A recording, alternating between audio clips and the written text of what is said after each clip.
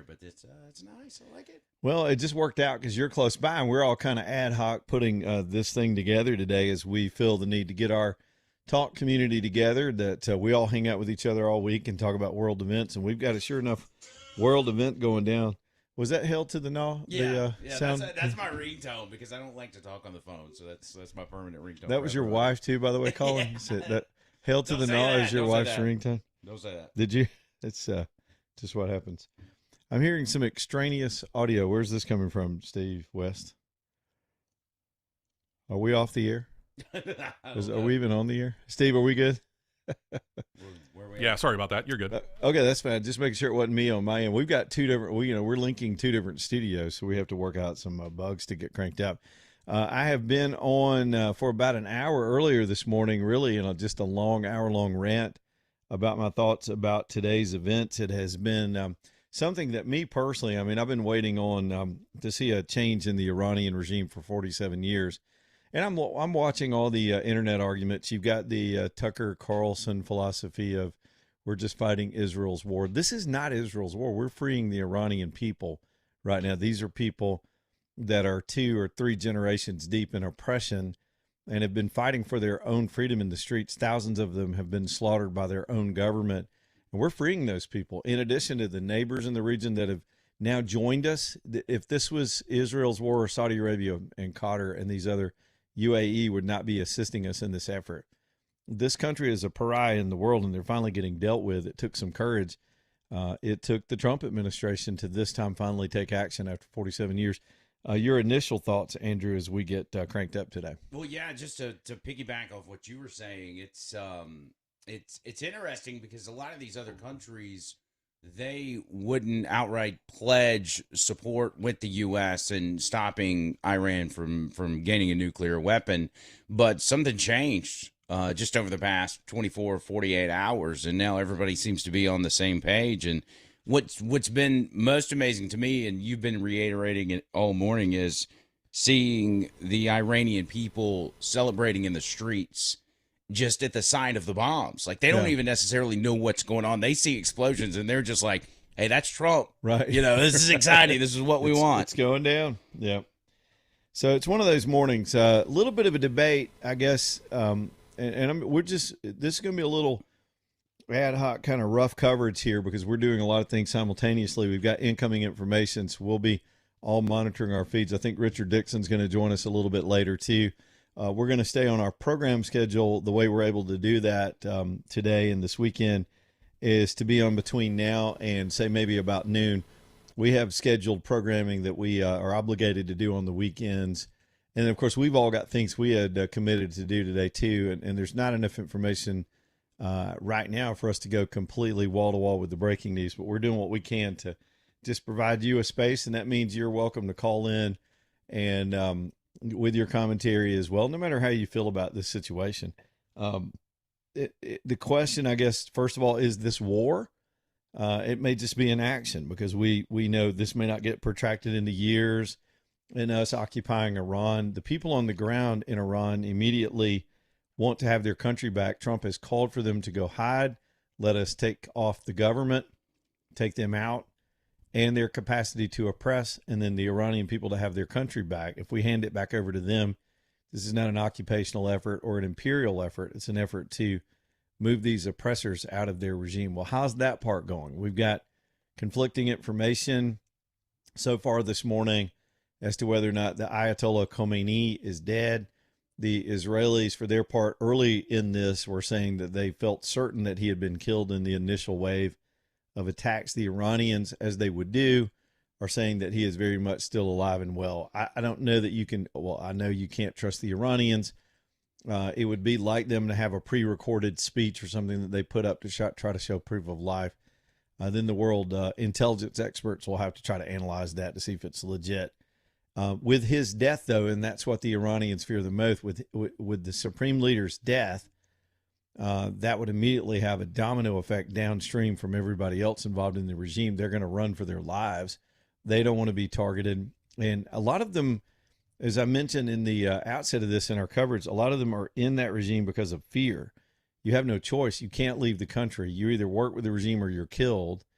And a lot of people, given the opportunity, even high up in that government, would choose to be on the side of their native countrymen. And it bears repeating that Americans have sometimes a skewed idea about what this country's about. This is a civilization that's 3 or by some measures 4,000 years old. Their history is something that they all understand. It's ingrained in their culture. But for the last 47 years, which is not a long period of time, when you look at all of Persia and the entire history of Iran, they've had to deal with this oppression. And so their grandparents and generationally, they want their country back. And I think history is on the side of that happening today, especially if they could just get some outside help, somebody to meet this violent regime with the kind of violence that they've dished out on the world in a way that frees these people. To me, that's uplifting. I pointed it out earlier. To me, this is a Berlin Wall moment. This is when the world map changed after Reagan's administration. That was transformative of Europe in my lifetime, and I get a sense we're in that place right now too, Andrew. Yeah, and you wonder, like, what's crazy, and I keep going back to the young people in this situation, to where you mentioned, it's 40 plus years ago, the last time that they tasted freedom, and these young people, they never experienced that at all. No. Yet they're just as passionate about it as if they had experienced it in a previous life. I'm watching a video now of a young lady. She's probably, I don't know, mid-late 20s, and she's in the street celebrating with a burning picture of the Ayatollah, lighting a cigarette with it. There were women they took off their hijabs and were dancing in the streets. The dancing was also illegal under this Iranian regime. Both of those things could have gotten them flogged or killed by the Iranian government. But you see them flaunting it because they understand, whether some Americans understand this or not, exactly what this moment means. I think, Steve, you were giving me a cue here just a second ago. Was something going on? Okay, good. We've got Richard now available in studio, so we can kick this around in multiple ways. Richard, your initial thoughts as you join us here today for the coverage. Well, first off, you're absolutely right about this being a watershed moment, and I can't say enough about Donald Trump and his understanding of the big picture. When he looks at Venezuela and says, "Well, how do we fix that?" He says, "Really, it's just a leadership change." When he looks at Iran and he says, "How do we fix that?" It's a leadership change. And this is what he is aiming for, and made really no bones about it when he said, "Listen, people of Iran, this is your opportunity. You may not get another one. Now is your time to rise up and take over your government. We're going to do our part. You got to do your part." Yep. And I was listening on the way in to an interview on Fox News with Democratic Congressman Adam Smith. Adam was, not surprisingly, not excited about this strike. And he said, well, we don't know what the end game is, and we don't know what it is they're trying to achieve here, and we don't know the goals. And I thought, no, Adam, you don't know the goals because you haven't been read in on this. Donald Trump and Pete Hegseth don't strike me as two guys who would start a war with the hope that maybe everything will turn out right. They have a plan. And the plan is to, A, decimate Iran's ability to create nuclear weapons, B, replace that regime with something that is not an Islamic fundamentalist regime whose main goal is to blow everybody up, and C, see if we can't restore some more balance to that region because, and here's the dirty little secret that nobody talks about, everybody in that region hates Iran. Saudi Arabia hates them. Afghanistan hates them. Pakistan hates them. There's not a country in that region that likes Iran. They're all terrified of them, and they want them gone. And so every one of them is going to be on our side. Yep, no doubt about it. And so, and it depends on, they need a predicate for their own people to be able to do that. And the predicate today was Iran launched a flurry of missiles toward their countries. And even though they were targeted at our airspace, our air bases, it breached their airspace. So that drew in UAE, that drew in the Saudis, and that makes a multinational conflict at this point. And I get people today are trying to make Iraq comparisons, our invasion of Iraq. It's a completely different issue. We've got 47 years of bloody history and attacks on our own people and the slaughter of their own. It's not only the rhetoric, not only that, we're not there to occupy and we don't have a single boot on the ground right now. So it's a completely different deal. Exactly. Couldn't agree more. Look, he ran down a litany of all the things that Iran has been involved in, including the bombing of the USS Cole, of course, goes all the way back to taking hostages back in 1979 and holding on to them until 1981, I believe, when Ronald Reagan was finally sworn in.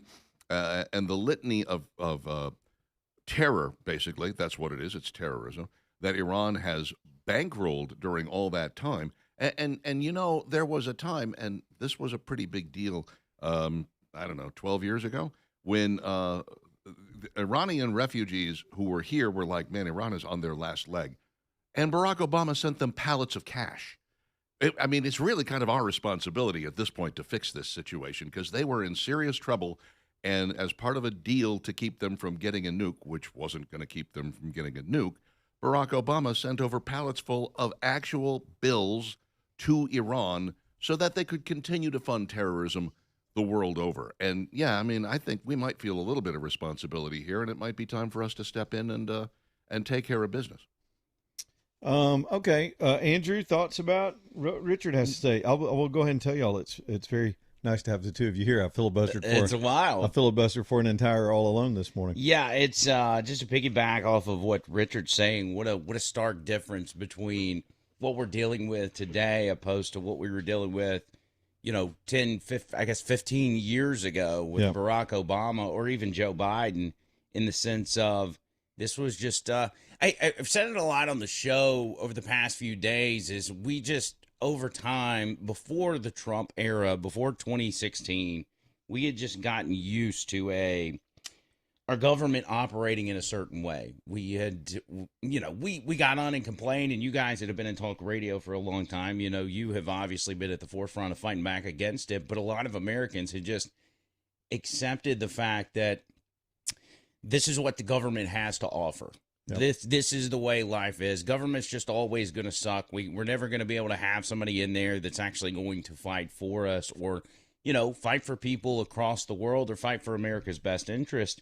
And we're seeing that. And on paper, for a lot of people, they're looking at this. You've got your Marjorie Taylor Greenes and everybody else that's screaming about World War III and everything else. But I'm looking at a situation with Trump where I'm like, he has shown you, like, he is the last person that wants to get us involved in a long-term conflict.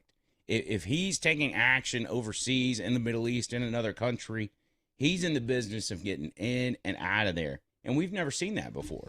Well, and I'll tell you, the short-term conflicts the very strategic, more surgical things have led to long-term gains, i.e. taking out the nuclear program, removing Maduro.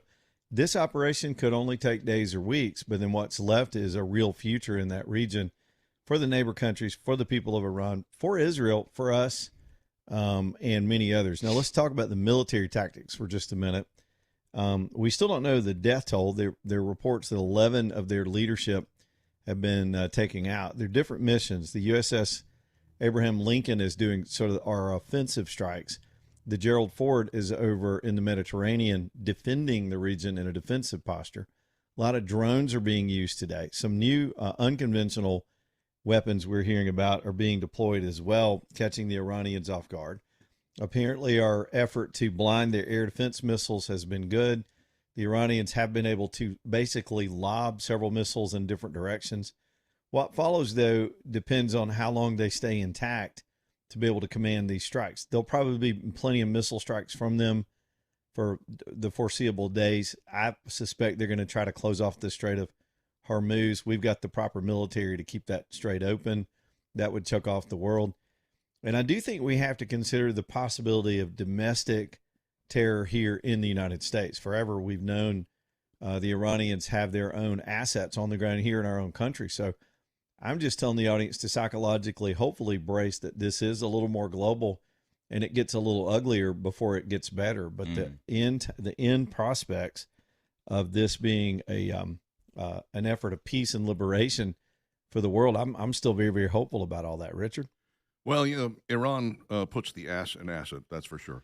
No doubt. And they are, in fact, probably already here and probably planning whatever it is they can plan. Fortunately, we have great Homeland Security who manage to thwart these things a lot of times before they ever get off the ground.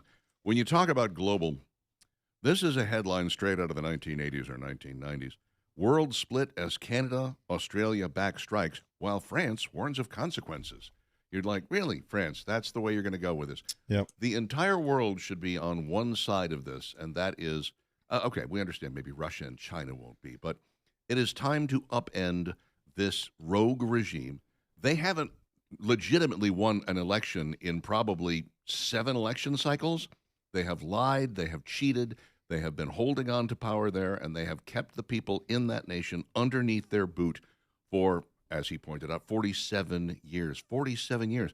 That means there are 2 or 3 generations of people who have no idea what Iran was like before the Ayatollah Khomeini took over. Richard and I are a little more of the same era, but Richard, I'll never forget the hostage situation when they came to power. I was 13 years old. That was a pivotal time in the world history. So anybody roughly our age or younger would have no memory of a free Iran at all. Yeah. Or Ted Koppel. Ted Koppel. I'm Ted Koppel. I watched it every night. too. Nightline was birthed out of the Iran hostage crisis. That's exactly right. It was must-watch TV in the late evening. America held hostage. Well, Wasn't it? I think, and Andrew was dead on the money with this thing. One of my favorite TV shows, I think you've watched it as well, Leland, is Jack Reacher. Love Reacher. And one of the things I like about it is that Jack Reacher goes into a fight going, how quickly can I win this? How quickly can I defeat this guy? And what do I have to do to make that happen? Trump is kind of like, we don't really want this war to last more than 3 days. We want to go in there. We want to hit them. We want to hit them in all the dangerous places, hit them hard, do the military effect of a knee to the groin to these guys, put them on the ground, knock them out, and then let's change that regime and move on. He's not interested in long-term, drawn-out conflict. He's not interested in forever wars. And until now, he hasn't been interested in regime change. But here, I think he makes a very good point. The fastest way to make sure that Iran never gets a nuclear weapon and stops funding terrorism around the world is to get rid of the guys in charge. You know, our friend Ryan Haney, one of our bosses at the station, he just made a good point to me through another colleague that works with us who I won't expose all the links, but they've got connections to the military, and they're being told this morning they have the same domestic concerns. And when you think about that, remember why we have that vulnerability is that Joe Biden left that border wide open for anybody to sneak across. If the Iranians wanted to pre-plan terror cells or sabotage missions, it would have been easy for them to get their assets into this country for the last several years. Now, thank goodness that threat's not ongoing, but we think they may have had ties to one of the Trump assassinations. I think there'll be a short-term long haul, but the long haul, still looking pretty good. As you point out, Richard, it's a multinational effort, and for their part, the left and I guess some people to the sort of Tucker Carlson wing of the party that think this is more adventurism or us starting wars, unnecessary wars. This is a completely different dynamic. Number one. Two, Trump has absolute authority to act this way as commander in chief. Congress was notified. There are some notification requirements of the leadership of Congress. Right now, they're calling those guys the Gang of Eight. It includes Hakeem Jeffries. And they were notified in the proper time frame so that Congress, all sides had notification that this was going on. If y'all remember, this happened very close to the Clinton depositions this week. So all of the levers that needed to be pulled are pulled. The mission so far is going off, I wouldn't say flawlessly, but incredibly with incredible speed and effect so far from what we can gather from all the news feeds. And all we need, because again, the people themselves on the ground are the biggest asset. They want their country back. There have been tens of thousands of them slaughtered by this regime in the last few weeks as they kept up their resistance. A little push from us to decapitate the regime, and they can have their country back. I don't think we have any interest in owning this country or being part of Iran. It's a culture that's been trying to get this to happen. A lot of this will be repetitive today, but it's been 47 years in the making. True story, and exactly what needs to happen because these guys weren't going to leave of their own volition. They were at their weakest. But, and the sign of that, by the way, is that they felt the need to kill tens of thousands of protesters. Exactly. I mean, if they weren't weak, they wouldn't feel the need to do that. So we're really in a position now where we've kind of caught them, not necessarily with their pants down, but certainly in a less than strong position, and we can whip in there. We did a lot of damage. I mean, last June, we took out a whole bunch of their air defenses. I don't think they rebuilt many of those between then and now. They probably tried. They got as much as they could, as far as they could. But now we're going after their mobile missile bases and seeing if we can't take those out as well. Once you got that done, basically have air superiority, and you can start going after one after another of these leaders. And I think it is very telling. You say 11 of their leaders have been taken out, supposedly. That's because they were all in one place. They were all gathered together. That was the piece of intelligence that we needed to know when to strike, and that's why we went in at this particular moment. We've knocked out a lot of people. Now they've got other people on the list. They've got chief of the judiciary, the guy who sentenced all these people to death. He's going down. Thereafter, of course, the minister of defense. They want to get that guy. They want to get basically every leader that they can to make it much easier for the people of Iran to rise up and take over, because the quickest way to do that is to cut off the head of the snake. These guys don't have anybody to tell them what to do, and the next thing you know, the military throws down their weapons and says, you know what, we're on your side. So the Abraham Lincoln, in conjunction with that, is taking out their Navy, and we're taking out their air assets, the remains of their nuclear capability. And it's apparently the Israelis are taking the lead. This mission has been planned for months. The Israelis are taking the lead on taking out the actual personnel and the leadership. It's because their superior intelligence on the ground is unmatched. They have had this country infiltrated for decades, and they know almost as much as the Iranians themselves about what's going on inside their own country. In fact, I saw a fascinating thing. You know, the Israelis have gotten very, very creative with their technical capability, and we remember the pagers that went off with Hezbollah when they killed all the people with the pagers. One of the things they did this morning, there is a prayer, some kind of prayer app that they use for call to prayer that a lot of Iranians have subscribed to. I guess it's like that Hallow app that you see on Fox News all the time. And there was this prayer app for the morning call to prayer. The Israelis hacked that app and put the message out, something along the lines of, the time has come, go to your shelter now. Regime change is at hand. And all the Iranians that were on that app got that message simultaneously. Wow. Which helped mobilize the people on the ground to find somewhere to go to minimize the civilian casualties. I don't think any of the parties involved want the Iranian people to suffer any more harm while they try to decapitate the regime. Yeah, and as we're the big bad West, we're over here tipping people off to take shelter because we're taking the bad guys out. Yeah, doing a Thomas Massey, by the way, who is being accused today of leaking some information that may have come to him from foreign intelligence that came out before some of this stuff was known here in the United States. Look, I'll say it again. To me, it's a wonderful moment. If you're from my generation and you're from the Reagan era and you've known what a pariah this regime has been for decades, directly against us. This is not some proxy argument that they're no threat to us. They've been a threat to us for decades. You tell that to I saw Joey Jones this morning on Fox, Richard. He's got no legs. A lot of the reasons many of our military personnel in both Iraq and Afghanistan were maimed and wounded and killed and suffered all the other injuries that happened it was Iranian technology that taught these people in those countries how to do IEDs, roadside bombs. They supplied the munitions, the explosives, the charges, the design work.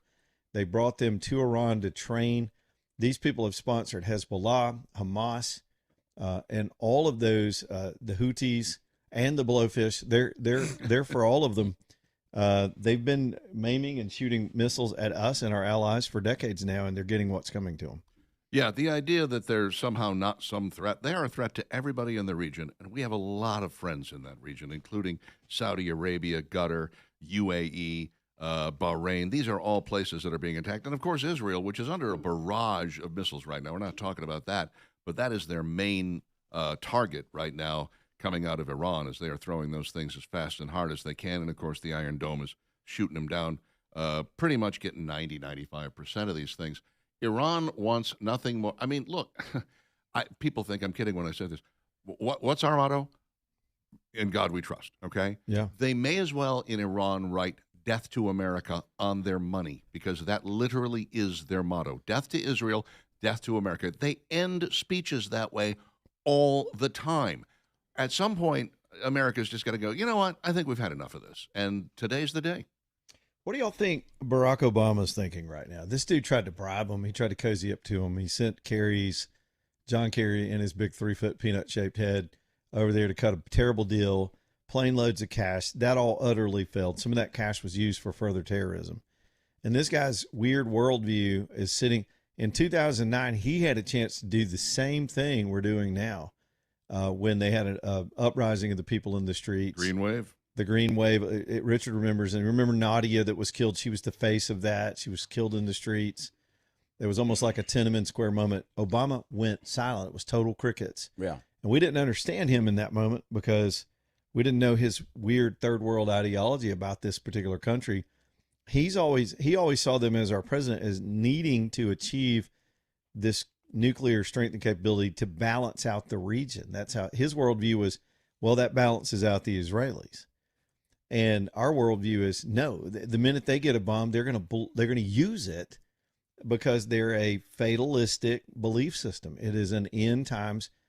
The Iranian theology of their government, of the mullahs, is that their job, their mission, their calling from Allah is to bring about a big in-world battle, and that starts with attacking Israel. It's been their goal since 1978, really, and there they were continuing to pursue it. And now in this moment, we take the complete opposite approach. And if it works, it's just going to prove how much further wrong people that think like that in the American left are on the world stage. Well, and that ideology is why what makes it so hard to negotiate with these people, because that's the kind of when you talk about a religious ideology, like that's a bigger deal than trying to convince somebody different. Convince somebody of something politically or a social issue or whatever. I mean, this is what they've believed in their entire lives, and they say they're taking this to the grave with them. And there's almost no negotiating. They'll Sooner never rather than later. Yeah, exactly, Richard. They'll never negotiate it out of a worldview of peace and what's decent or what's logical or what's prosperous for them to join the world stage and the world economy with their oil. Because fundamentally, the whole reason they exist and the reason the government exists was to wipe Israel off the state of the map, along with all its Western. And as you say, Andrew and Richard, and we've all agreed here, that was never going to change. This was the only inevitable outcome if you're ever going to end that regime. We got to take a quick break here, but I will wrap up this segment with this. Saying that you need to give Iran a nuclear weapon to balance out the region is like saying we need to arm the muggers in New York City to balance out the police. That's about as stupid a worldview as you can possibly have. But which the American left is trying to tell us right now. They actually believe that too. It's pretty much right. All right.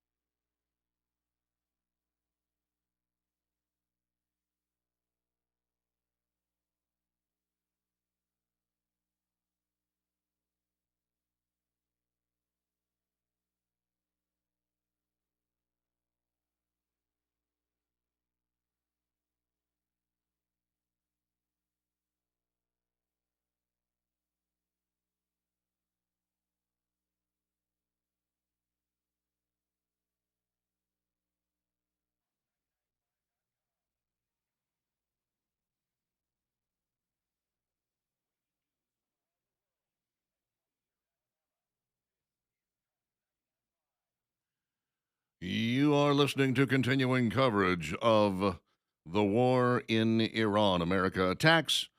I'm sure we'll come up with a catchier name than that in the next 72 hours. But this is what's going on. Early this morning, Donald Trump ordered forces of the United States, along with forces of Israel. Obviously, he didn't order those.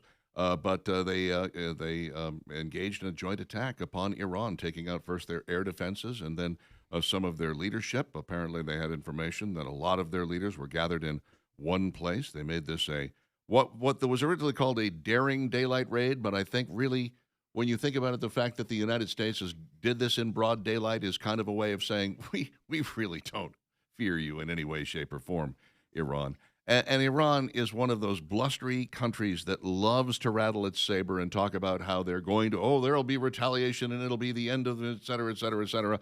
And thus far, as near as I can tell, there hasn't been a single American casualty, nor an Israeli casualty, despite the fact that they're throwing all kinds of missiles at Israel as best and fast as they can. Joining me here, I'm in the studio.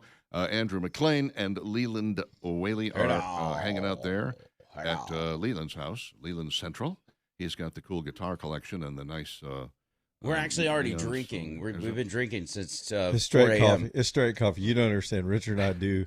We have had some drinking shows late at night during elections. Yes, Oh, I'm saying It's a whole different kind of stuff. I don't know what's more wild, you guys drinking or the callers drinking? The callers, yeah. America. America. We'll never forget that one. Okay, so here's what we're looking at. There's a lot to unpack here because obviously, A, the goal to keep Iran from getting a nuclear weapon. B, the goal of regime change, which Donald Trump made no bones about when he made his address. He put this on Truth Social.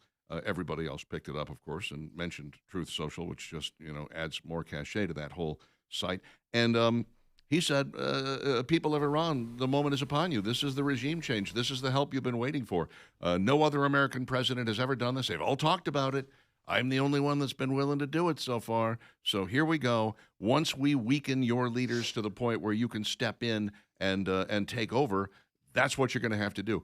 Do you think, and this is I'm just guessing here, do you think that they have some inside information? Have they been chatting with some of the leaders of the resistance in Iran? Or do you think that this is a crapshoot where they're just throwing the dice and hoping that these guys rise up? No, I almost promise that the resistance leaders, especially with Israeli intel on the ground, they had a direct line. I don't know that they had advanced knowledge because it's hard to know who to trust there, but I think we can almost anticipate what the resistance leaders are waiting to do. But as you pointed out, Trump talked directly to the Iranian people and told them their moment was at hand. Shelter in place. In his words, bombs are going to be falling all over the place. But when we're done taking out these oppressors, it's your government. Take your government back. So we straight requested them to go into the streets and take over their own government. Here's an update from Caroline Levitt. This is just a quick statement put out about the nature of things at the moment. She says President Trump monitored the situation overnight at Mar-a-Lago alongside members of his national security team.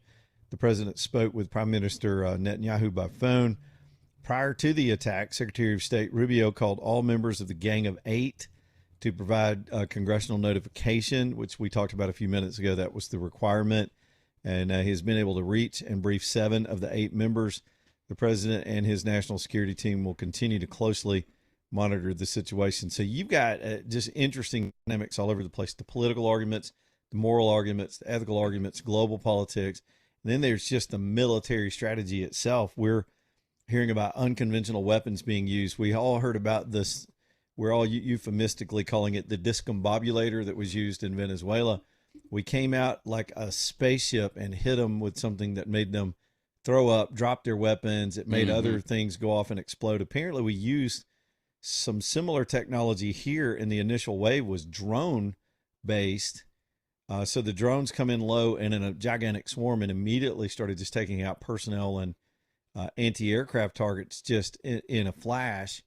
And that threw the Iranians completely off their game. So they were overwhelmed by the technology and the speed. Speed kills in war. And I think that's been what's been so effective so far. So the technology story alone as to how the West and the Arab nations and Israel and us and all of those people pulled this off is going to be an amazing story. Yeah, when that we're may all be done. the most fascinating part of this is hearing just the technological advances that a lot of us don't even know exist or that we have, and how these operations from Venezuela to this one have been conducted. It's wild. It's like it's out of a movie. It's crazy. Uh, Richard?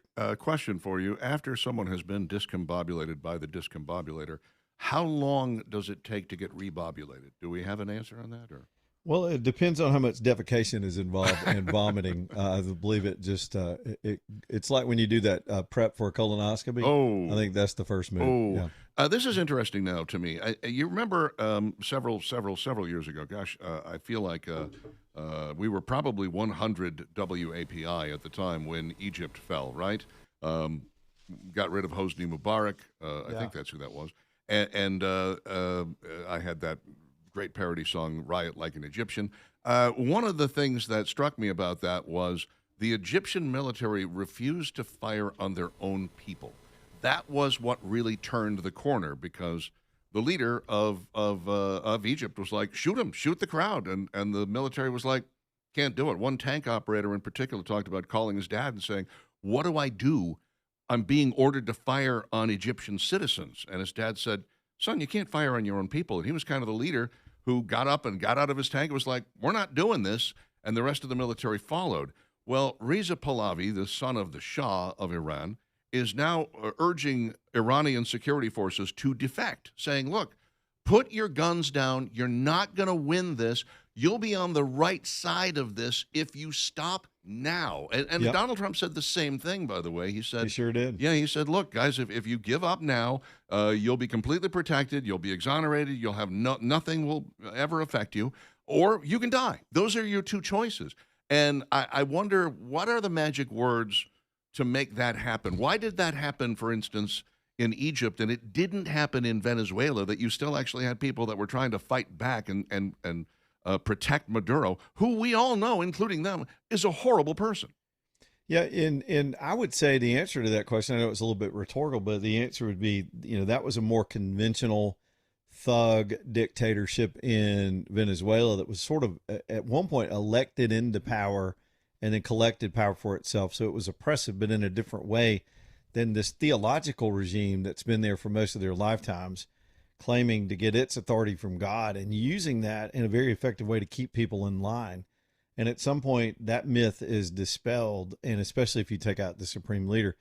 It's hard for us to wrap our Western minds around it, but these people believe that Khomeini is he has a direct, almost prophetic connection to God himself. When you blow him up and take him out of the picture and separate that mentality from their reality, suddenly they're disbelievers and not going to stake their lives on it anymore. And there will always be those that are so devout that they believe their holy calling is worth dying over, and they'll continue to resist. You just described the kamikazes of Japan in World War II. Absolutely. Because yes. they honestly believe the emperor was a god. So we're fighting the same battle here all these years later. How bizarre is that? The world keeps turning. Richard will appreciate this probably more than anybody with us right now, because he and I remember in 1980 when they took our hostages, because he was in radio and I was about to be in radio, or you were close to it, Richard. But you'll never forget this ditty. Bomb, bomb, Iran. Bomb, bomb, bomb, bomb, bomb, Iran. Do you remember that controversy when that song came out? Absolutely. That was Rusty Humphreys did that, and he put it on the Rush Limbaugh show. It was in the late '80s actually, and notoriously Rush Limbaugh, he played it. And then he reached into his wallet, pulled out 10 crisp $100 bills, handed them to Rusty, and said, keep them coming, young man.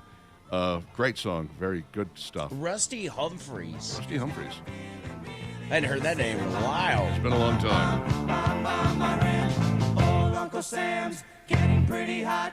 Time to turn Iran into a parking lot. Bomb Iran. So all these years later, it has come to fruition now. It's So, finally going down. just out of my own curiosity, so Rusty Humphreys worked for Rush Limbaugh at one time? They worked in the same building. He didn't actually work for him. In fact, some people were under the mistaken impression that Rusty was Rush's son. But they worked in the same building there at, was it WOR in New York? I don't recall exactly. Huh. But yeah, he WABC actually. He brought it in and he said, "What do you think? Would you play this on?" And Rush played it and fell in love with it. And Rusty did a lot of parody songs for him from that point on. Wow. And I have no idea what's happened to Rusty since. He's fallen out of favor, I guess. This version purports to be from Vince Vance and the Valiants. Vince Vance and the Valiants, same guys that did the really good version of "All I Want for Christmas Is You," not the crappy Mariah Carey version. Have you ever met anybody that knows more about trivia and radio history and music trivia than Richard does? No, it's intimidating, actually. It should be. You should be intimidated. Be afraid. Be very Scares afraid. me. So here's the question. If you had to take the over-under on how long this is going to take, I'll say 4 days, over or under. I think we'll hear about the fall of the regime in 72 hours. Oh, I think okay. the kinetic action may have to go on for a while to give the people of Iran time to get in the streets. Remember, they've got to organize some kind of government. If you leave a vacuum, then that could break into rival factions spilling into a civil war, and we don't want to be we want to be the provocateurs or the purveyors of that. So just to get the structure, just like Maduro, that was a lightning quick raid, but we had to take ownership to keep the peace while we're still waiting on them to hold an election. Now, the Iranians haven't had an election in decades, so they don't even know how to do it. Right. It would take, you got to have, hell, we don't know how to do it. We got fake elections in this country. Yeah. So we've got to come up with something that's a credible replacement that doesn't look like a Western plant, even though I do believe that the people in the streets will be wearing MAGA hats in 2 or 3 days and yelling Trump's name, but they're never going to ally with our values or our culture. They've got to have their own version, probably, hopefully secular version of the next generation of leadership there. And as you pointed out earlier, Richard, maybe we've had a plan to do that once this decapitation takes place, that there is a leadership structure that could take power and be presumed to be somebody that the rest of the world can negotiate with, that won't also be seen as a Western installed puppet, because that'll never last. That won't be accepted. We really should fly a plane over Tehran and drop a niche ton of MAGA hats. I mean, just for the optics of that, first of all. But it's interesting, if we look at what happened in Venezuela. So we go in there and we get Maduro, and then we kind of let them pick who they're going to put in his place, which was just the next in line.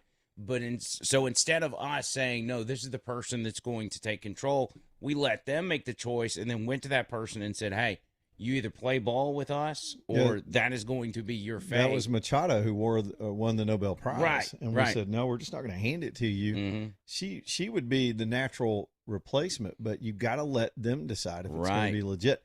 Or even here at home, you're accused of, building an empire or, that kind of adventurism in terms of using our military to take over other nations. And that's the difference with Trump, is that he's not going to go into a country and say, this is your new president. He says, y'all handle it, but whoever it may be, you better play ball with us or we're going to be back at square one. Yeah. I am looking here, I just out of curiosity, because I wanted to recommend that you do this, and I wanted to double check and make sure I wasn't being an idiot. I just went to YouTube and typed in Iran in the 1970s in the search bar, and several videos come up, and many of them say Iran before the revolution, 1970s life under the Shah. Guys, it looks like you're on the campus of Ohio State University. Oh, yeah. Everybody's wearing shorts and T-shirts. They're having fun. They're riding motorcycles. The girls are wearing short skirts. And that's what we could get back to in that country. That's what we could feasibly be looking at. Those are not the kind of people that want to, I don't know, yell death to Israel. They just want to, go home and watch the latest version of what Iran's 2.5 Men or whatever it is. It's quite fascinating how far and different things went in the wake of that revolution. And we could see a sea change that is unheard of if we could get back to this. It could really upend the entire region. And what a breath of fresh air it would be to finally be able to stop worrying about Iran and what they're going to do next. Well, I'll throw you guys another curve. And I spoke a little bit about this last week, and these aren't my original thoughts. It's from just a lot of study of these things that are changing in front of us so quickly. Trump kind of has this image, and it's easy for the left to lampoon because he can be clumsy with the way he articulates and he's unconventional. But it looks as if he's sort of being bumbling or just being haywire. And doing things out of emotion or a quick, hammer response. But if you understand the whole world chessboard, this is a piece, as Richard was talking about how things could radically change there. This is even bigger than that region. This is really all about China. And I saw a clip from Victor Davis Hanson earlier today. He's also, like everybody else, all the network A-team anchors are all in. We're all in. Everybody's covering this. And so he is on a podcast with someone today, and I think he's just brilliant. But he says, despite that bumbling image, this is part of an international chess movement, basically. These are my words. Because you include Maduro in Venezuela, you include Cuba, you get peace settled in the Middle East, and you take Iran off the table.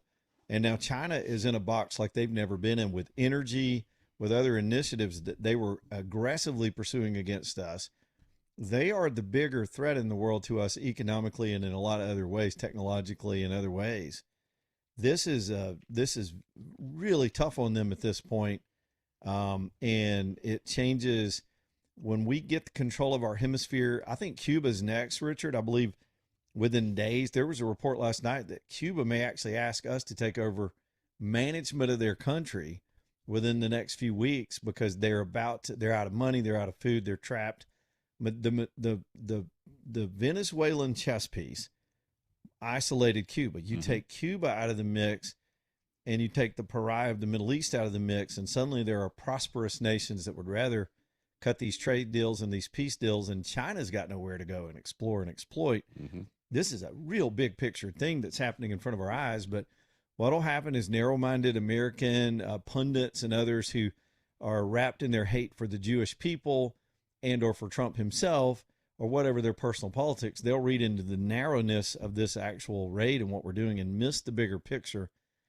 As I pointed out in the first hour I was on this morning, we're back to the Brandenburg Gate. This is nations, the world map changing its composition right here in front of us in a strong way, and in a very liberating and freeing way, I believe, for the Cubans and the Venezuelans and the Iranians and other people in the world, to take them away from being vulnerable to the Chinese and other pressures, and of course giving us an upper hand at being the peace negotiators and the place to go to do business. Absolutely correct. Just chipping away at China, taking one after another of their allies away, removing their ability to get oil, first from Venezuela and then from Iran. And then where do they turn? Oh, they're stuck with Russia. Well, Russia's a little tied up right now. Yep. And consequently, you can now turn to Russia and say, how about we take this Ukraine war off the table for you? You straighten that out, and now you can begin focusing on building yourself back up again, because China's superseding you, and it's not getting. It really is. It's a massive, massive world 5D chess game, and Donald Trump is clearly sitting in the driver's seat. We got to take another break. We will hurry right back, though. You're listening to Talk 99.5 coverage of the attack on Iran, which took place early this morning from the U.S. and Israel.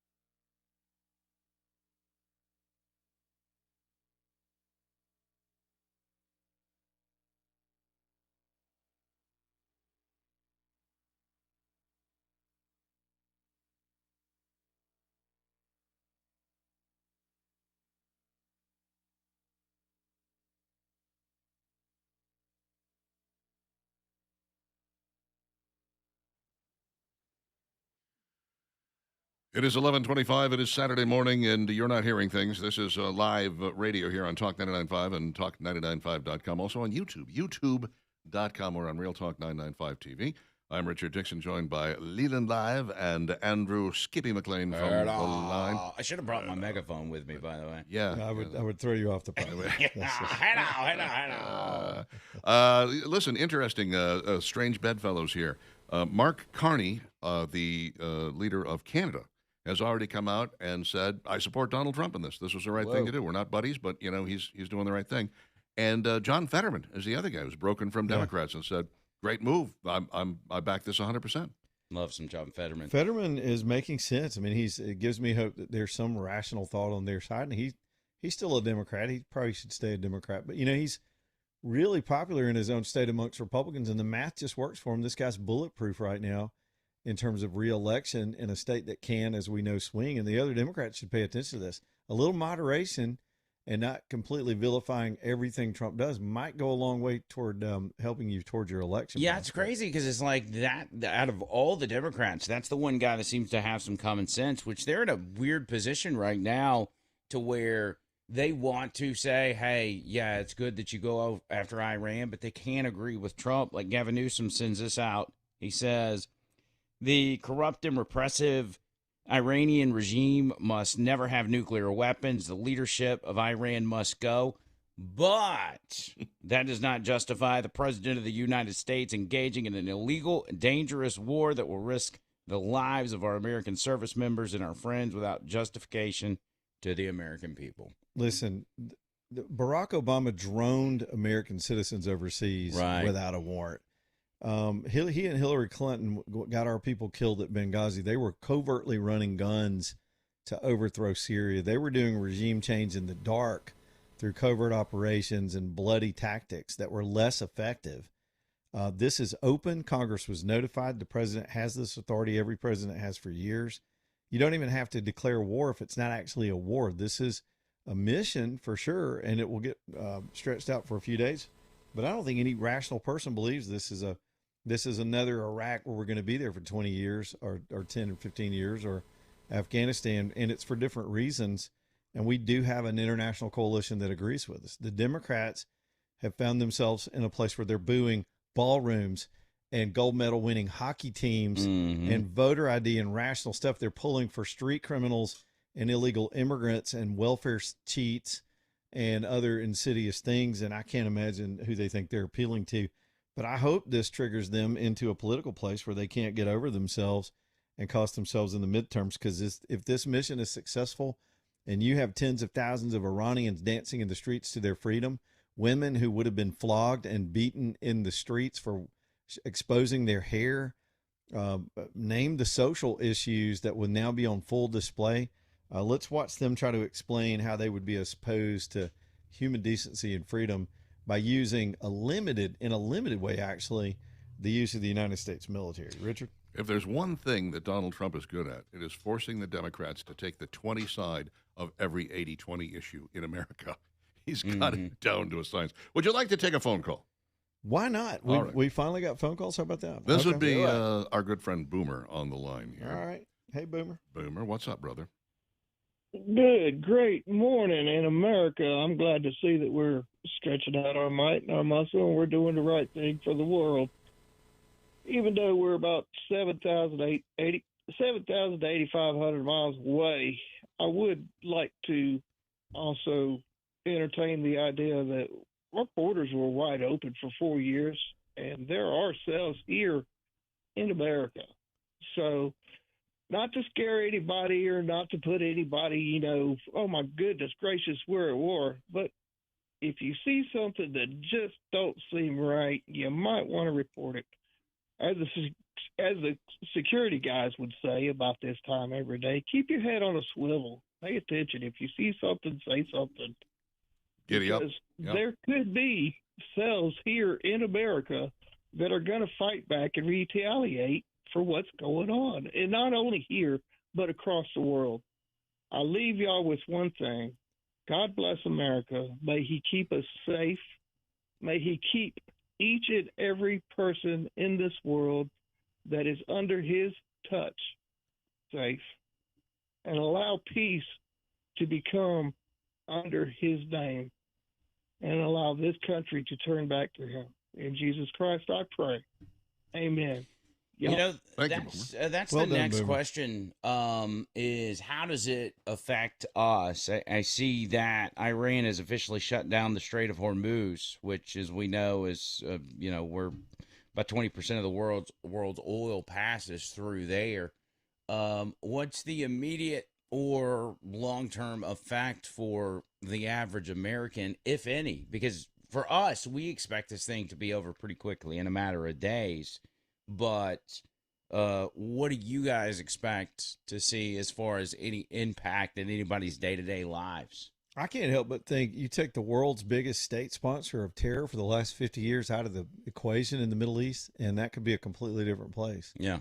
You could actually see, I'll just take you back a couple more steps. A lot of strategists, I guess, people that know more than me about this that I read from occasionally, believe the whole October 7th raid on Israel, which always seemed like a suicide pact for Hamas in any way, the whole point of that was to derail the Abraham Accords that had been in place, and Trump had a prospect of coming back to office. And before they could get the Israelis and the Saudis and the Jordanians all to agree to peace and trade and let that region settle down, the Iranians could not abide that. So they funded and gave the green light to a provocative action that descended them into more war, which also led the Houthis to get involved in Hezbollah. But they didn't count on the Israelis responding the way they did, and now the Israelis have.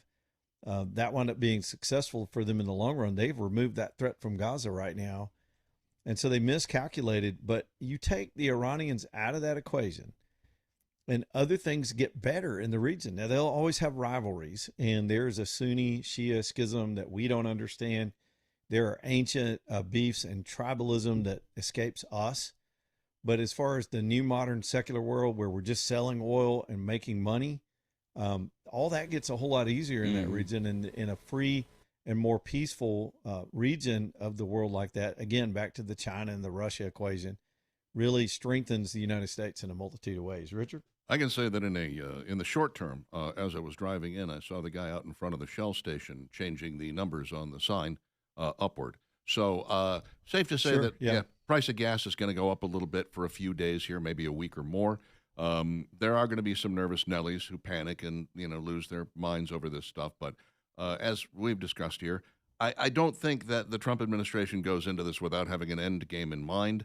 And I don't think it's an end game that's based upon hope, because they know hope is not a strategy. So I think long term, Leland is dead on. Getting rid of and it's not just in that region, it's the world over. They are the number one funder of terrorism, the number one supplier, the number one exporter of terrorism in the world. If you are able to change that regime and make that go away, there's no telling what life might be like in the not just in the United States, but globally. Let's talk to Jim on a cell phone and see what's on his mind. Jim, you're on Talk 99.5. What's up?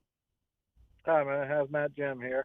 So not only, and God bless that last caller, but not only does this match, I believe it's Jeremiah 49 in the Bible of what it said was going to happen in Persia, but did y'all know that there's actually a prophecy that goes back to 1983 from a brother named Chuck Youngbrand that you can go look up yourself about the U.S. fleet attacking Iran and how it all plays out. But I'll leave you guys to chase that rabbit. I did notice something kind of crazy, though, was that today is the day that all those planets up in the sky are in alignment, and in one of them old yeah, isn't that funny?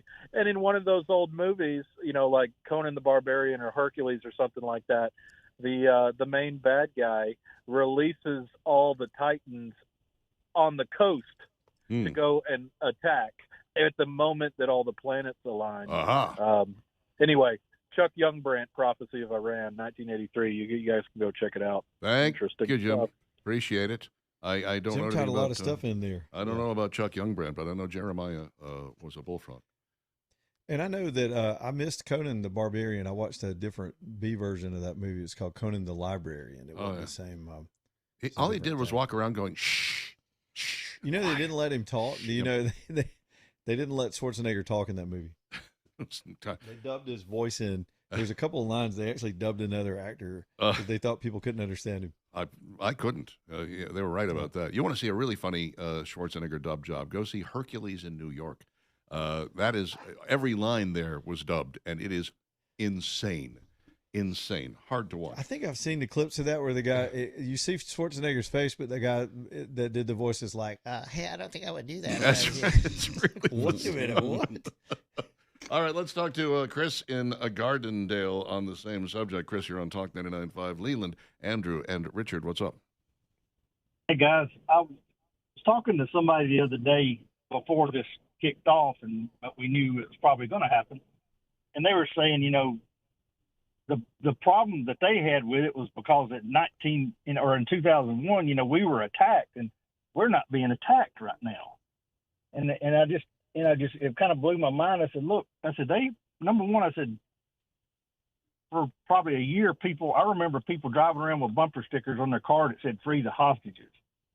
Yep. And I said, plus I said, I had so much rather us go take care of them there while they're in their land and prevent them from getting the nukes like they say they want to before they get them. Yeah. And before they come here, you know. Allowing Iran to get a nuclear weapon is like taking Jack the Ripper knife shopping. It's just a bad idea. I think we can all agree on that. And stopping them now in their tracks while they're at their weak point just makes good sense. Thank you for the call, Chris. I appreciate it. Boy, Fox News is rerunning the Trump speech from earlier. This is about the third or fourth time that they've run it. They must really love this speech. And it was a good one. It was solid. He laid out the case pretty well in his own Trumpian manner. You know, attack like nobody's ever seen. It's going to be amazing. Everybody's going to die. You won't believe it. But he really covers all the bases in a relatively short period of time. And while Leland pointed out, the press likes to make fun of Trump because he's a little ham-handed. There's a reason why he is as popular as he is. You know, he speaks at a fifth grade level. Nobody's confused about what he's saying, right? Yeah, and when you're speaking as an American to be translated into Farsi, you want to use the plainest language you can. Mm-hmm. And when you tell those people, seek shelter, take your country back, if you're in the government, put down your weapons or you'll die, that translates pretty quickly and very straightforwardly. Starlink is become a lifeline to these people. Even though it was made illegal, we understand that there are just thousands of people that have managed to smuggle those in. 6,000 of them were smuggled in by the U.S., which is amazing. And so they're able to get this message in real time without their government interpreting it or stepping on it or silencing it. And they understand exactly what that means. And that's just good, straightforward, direct communication. It's not nuanced. It's not beautiful. It's not a UN speech. It's not for the rest of the world. It was for a president who had to take a gutsy action and a people who have been afraid for their lives for all of their lives, most of them. The average age of the average Iranian is under 35 in that country, and they want their civilization back. They want their nation back. And I think Trump, I tried to paint this picture earlier, Richard. I don't know if you got a chance to hear our coverage this morning, but I was just really moved. We replayed that speech, and in my mind, I went to the streets of Iran thinking about being under siege and in fear for your life every day of your life, the whole time you've been born. If you walk down the street the wrong way, if your neighbors are spying on you, if you criticize the regime, it's similar to what we imagine the Soviets were doing to their people during the Cold War. Your mom could get snatched in the middle of the night for not wearing the proper headdress. If you got caught dancing or smoking a cigarette or having a party that wasn't authorized, that's their whole existence. And they're yearning for some outside help. And we've never had anyone with the courage to show up and knock on the door and say, we're outside the door. Do what you got to do. We're coming to your rescue. That's the message those people got. We see bombs and violence and the fear of war and instability and the price of gas. They see absolute rescue. Mm-hmm. They see somebody that actually meant it coming to save them from this mess. And that is absolutely beautiful. And in a humane way, when it comes to just being a humanitarian, that's a beautiful thing to me. After so many people have sacrificed their lives, for this, and you think about, I was kind of putting myself earlier this morning in the shoes of some of the Iranian people, and I thought to myself, I wonder if the people that were killed by this regime over the past several weeks, or the surviving family members, like, do they feel like those deaths were in vain? And I'm thinking absolutely not, because it was that, I think, that prompted this type of response from Donald Trump, because he has made it clear over and over and over, from the Ukrainian war to everything else, that one of his top priorities is just to stop the killing, and different, whether it's here at home or different places of the world.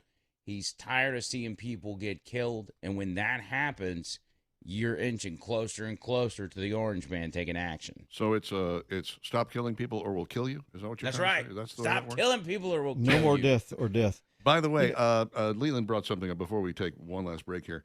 That is, it really struck me this morning, and I'm glad that you brought it up again, because I had forgotten about it until now, which is, have you noticed nobody has mentioned the UN? Nobody has discussed it. The letters haven't been uttered. Donald Trump didn't check with them. He didn't try to build a coalition. I think he has got as little use for the UN as I have, and I think it's fantastic that we have a president that looks at that organization as the joke that it has become, and I think it's time to admit that they're irrelevant and disband the damn thing. Board of Peace, baby. That's the new UN. That's We're the getting new rid of UN. the UN. I We're like going it. to the Board of Peace. Quick break, back in a moment.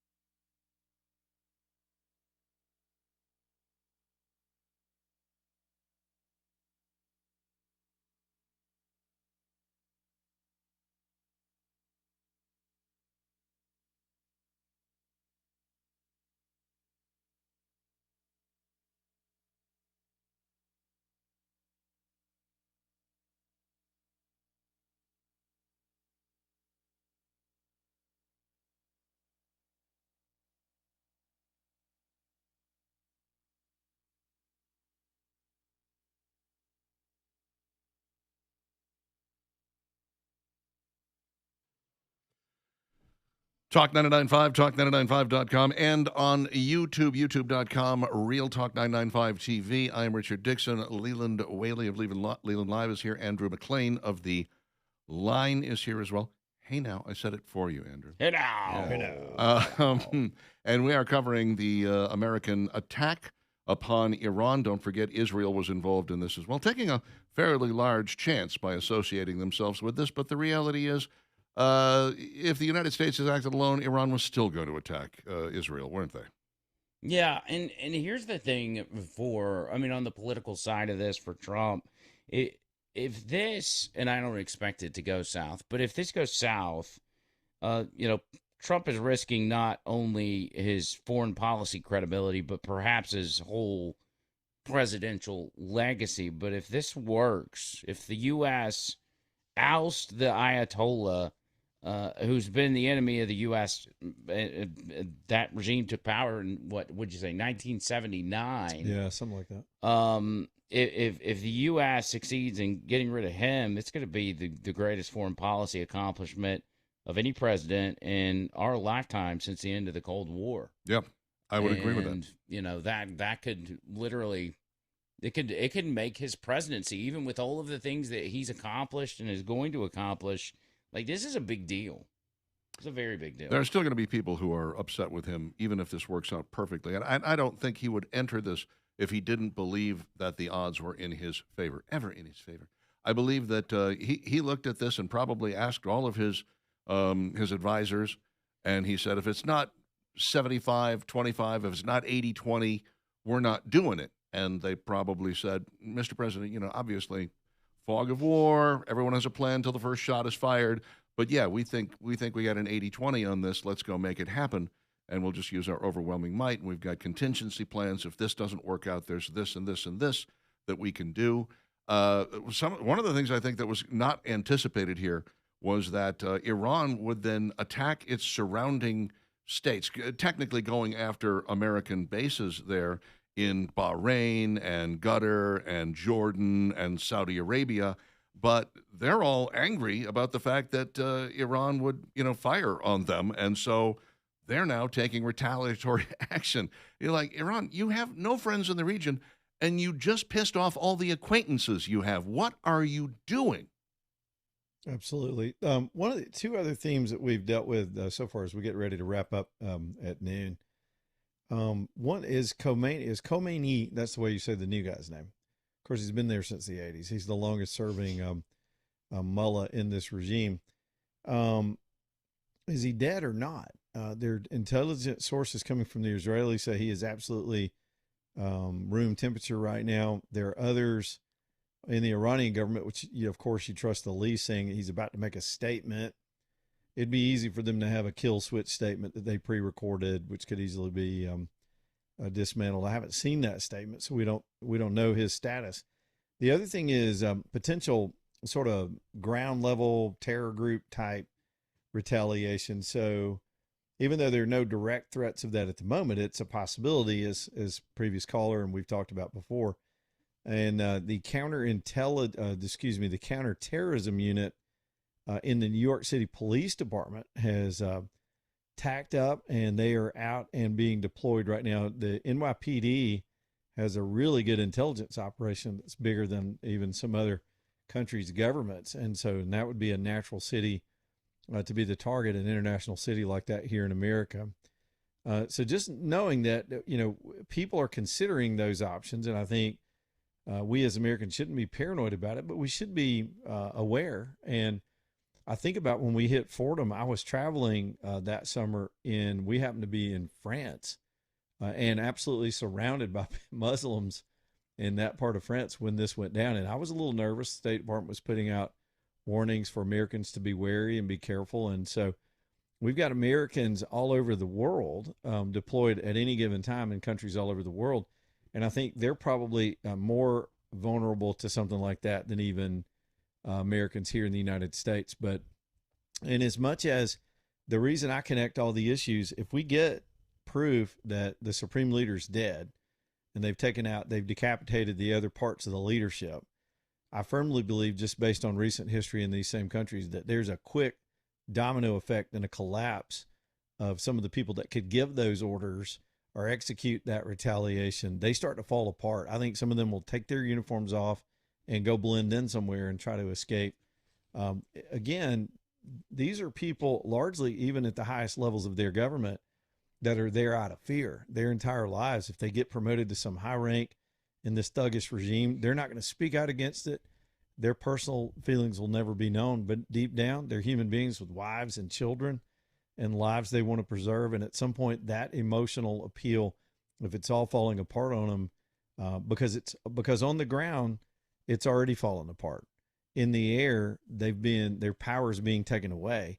If their leadership is completely decapitated, their thinking in a lot of ways is if they can get to Khomeini, they'll get to me. And hopefully the terror threat and the missile threat begins to diminish the more successful this mission is in the next several hours. Well, and there were reports over the past few days of Khomeini putting together a succession plan of this guy, that guy takes this place, and this guy's my successor, in almost in anticipation of being assassinated, which, it showed that he understood how dire the situation was and how serious Donald Trump was with all of this. But it goes back to that religious ideology that they have, that their mission is to, in so many words, initiate the end times, and they're not going to divert from that plan. And I think Trump and the Trump administration finally realized that, and that's why we're where we're at today. It also feels a little bit like Hamas, as we kept knocking off the top guy, and the next guy would step into those shoes, and then we'd knock him off, and then the next guy. By the time you got to the point where the corporals were the ones that were being, tapped to lead, you had people giving speeches like, "Oh, I'm so honored, but there must be 5, 6 other guys here as qualified as me. I'm not sure I want to do this." I think that there will come a time, probably only have to take out the top 3 or 4 guys before Leland is right. They start taking off their uniforms and going, you know what? This ain't worth it. This is not worth it. Got a couple more calls here. Let's talk to Fred in Calhoun County. Fred, you're on Talk 99.5. What's on your mind? Well, guys, number one, I just want to thank y'all for stepping in and giving up your Saturday mornings to keep those of us who are out traveling about in the loop with what's going on. I love the programming you have, and I know you're giving up revenue to do this. So it's important, shows the type of quality you guys are. One thing that I wanted to say, if it hadn't already been said, but it's a stroke of brilliance by Trump to offer amnesty to those military personnel there that will,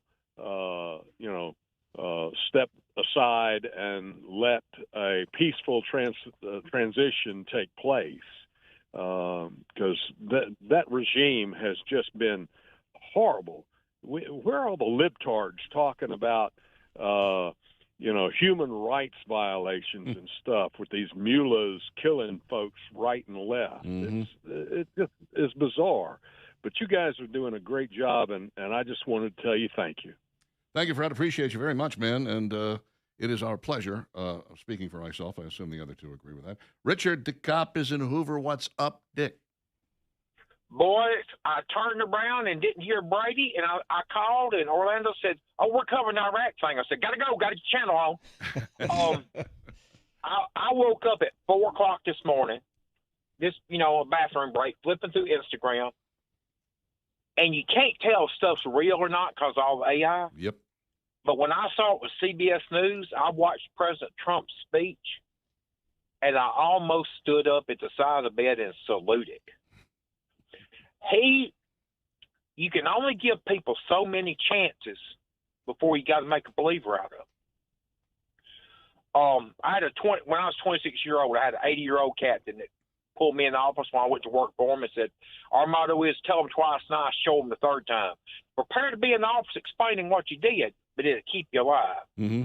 Same principle. He told them and told them and told them and told them. And he acknowledged we're going to lose some lives. That happens with war. We don't want that, but it's going to happen. That's my president. Wave the flag, beat the drum, play the piccolo, and clean the house down there. Y'all have a good day, boys. Roll Tide. Thank you, Richard. Good points, all. Yeah, I agree that, Iran just doesn't learn. After Operation Midnight Hammer and then the giant buildup off their coast, did they really? Oh, he's just bluffing. He wouldn't do that. I mean, is that what was going on in their heads? Well, when I knew it was going to happen, and I'm going to be honest with you, I've come to trust this president's word when he really draws deadlines. A lot of people read into it that he's trying to be the president of peace and he's just bluffing with the buildup. That was an expensive buildup, okay? So for one, so he had to at least mean it to put the billions behind moving those assets into that region that way he did. But what triggered it for me was when he told those people that were being slaughtered in the streets. Do y'all remember this tweet or post or Truth Social thing? He said, "Keep going. Help is on the way." Yep. And when that man said that, I think he meant it. And I think it meant this because, and being wise enough to listen, hear him out. They had the talks. They brought him to the table. Iran kept playing those games, but he had already committed to those regular people in Iran that this country was going to back them. And they continued to be slaughtered. They continued to put up the fight. They did what the president asked them to do, and he was not going to leave them hanging. There were other hand wringers that were worried that we'd cut a deal with the Iranians and trust them with a non-nuke deal, or we'd give them some breathing room. And I think Trump was ready to pull this trigger from the minute he sent that post. I really believe that. And on the political side of this, I keep going back to the Democrats and thinking, like, how do y'all think it's going to benefit you to go against the president on this particular issue? Because they have, isolated the Venezuelan community that's here in this country. And I'm talking about legal immigrants from Venezuela, immigrants from Cuba, and now immigrants from Iran, who all of these people agree with what Donald Trump's doing in their former countries because they've still got family there. They got parents or children or aunts and uncles and everything else. And it's like, you guys are running around. All you're going to have left is the transgender group. You are isolating every voter block around as Trump's out here just collecting it all. And of course, he's not running again. But I mean, J.D. Vance is going to inherit, a lot of these people, and of course, the political front of that doesn't really matter now. But I'm just kind of thinking outside the box as to what this means and watching on social media the Democrats complain about this move by the president. They're being relatively cautious in their anger about it because I think they realize, boy, we don't really want to be seen as pro-Mullah. We don't really want to be seen as pro-Islamic fundamentalist regime. That's not going to behoove us. But they also can't be seen as supporting anything Donald Trump does. As we've mentioned, he could cure cancer, and they would be like, look at all the oncologists you just put out of work. And that's fear. I think, Richard, that's fear of their own base. I think they've become so conditioned. They're in a primary season where they're running against each other right now. They're not going to offend the radicals, the nut jobs on the very far left of their base. So even the moderates they're afraid of their own people. They need them. They need them for the primaries. Yep. We'll keep an eye on this situation, of course. If necessary, we'll come back tomorrow and do it again. But in the meantime, definitely tune in first thing Monday morning for Dixon and Vining, and then stay tuned all day as we continue to unravel and unfold what has taken place here as the U.S. and Israel have come together to attack Iran and root for regime change. In the meantime, for Leland Whaley and Andrew Hey Now McLean. Hey now. I am Richard Dixon. Appreciate you being here, tuning in, and trusting Talk 99.5 for your news and information from local to state to national to around the world.